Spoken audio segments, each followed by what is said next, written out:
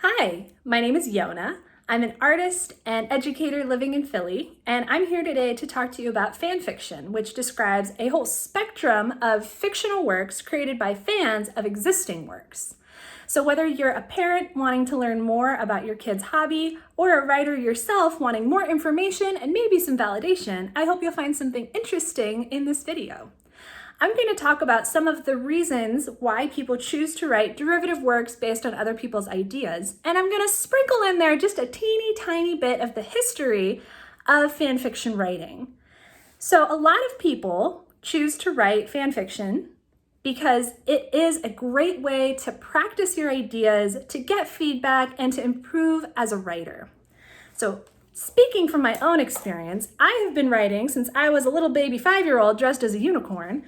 And I would write stories about Siegfried and Roy and Hercules and Xena and Star Wars and Power Rangers all mashed together because these were the things I liked. And I didn't even know that I was technically writing fan fiction.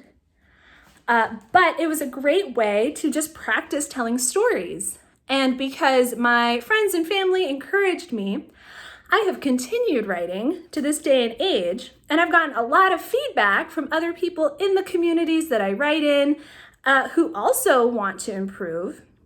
And it's given me the confidence to continue to write. And I hope that's true for a lot of you guys as well. But it's not just me. You don't have to take my word for it, because there are a lot of living published writers who either started out writing fan fiction or who still write fan fiction today. One example is N.K. Jemisin, who writes science fiction and fantasy, and also, low-key, has been known to write Dragon Ball Z fan fiction. There are some examples of stories that started out as fan fiction and have now been published, and some even have movie deals. One example is Cassandra Clare's City of Bones, which, rumor has it, originally started as, I think, Draco Ginny Harry Potter fanfic, and is now a whole trilogy.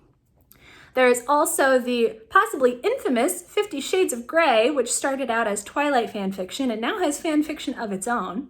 But we can go back even older.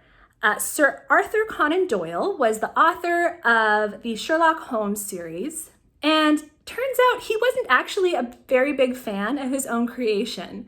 He got sick of it. And so he decided that he was going to kill off Sherlock Holmes. He threw him over a waterfall in fiction because he wanted to write other things. And the fan base would not have it. They liked it so much that a lot of them decided to write their own stories. And they got them published. And there was so much praise and energy moving around these fanish stories about his creation that Sir Arthur Conan Doyle hopped back in the saddle and started writing Sherlock Holmes again. And now, of course, there is a multitude of TV shows and movies, each of which have their own separate fandoms that people write in to this day. So again, reason number one, to practice, to improve, to test out ideas. Other authors do it, you can too. Another reason is because it can be a way of talking back to the media that we consume. It's one thing to say, hey, I like this book, but you don't have to like everything about it to like the book.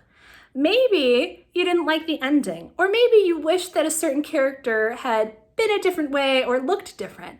And that is where fan fiction can come into play, and you get to take control of the story yourself and add something new to this community of people who are talking about it. Reason number three, it can be really cathartic. So if you have your favorite book and you are imagining a brand new character in it, you might be able to imagine this character going through things that you're going through in your life, or something that you would like to understand, whether you're going through it or not.